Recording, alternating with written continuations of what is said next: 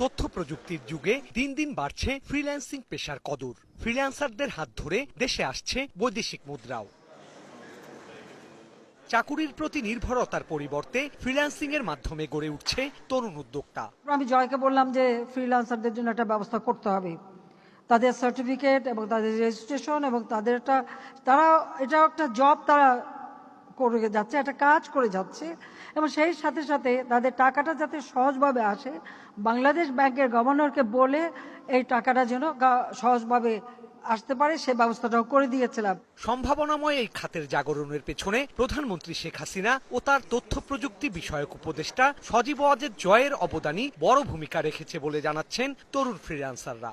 আসলে আমি এটার ব্যাপারে এতটা সিরিয়াস ছিলাম না, কিন্তু পরবর্তীতে চিন্তা করি যে যখন আসলে এসআরটিএমএটি কিছু ক্যাম্পেইন দেখতে পারি, আরও খুব কম প্রাইসে ছিল, তো ভাবলাম যে খুব কম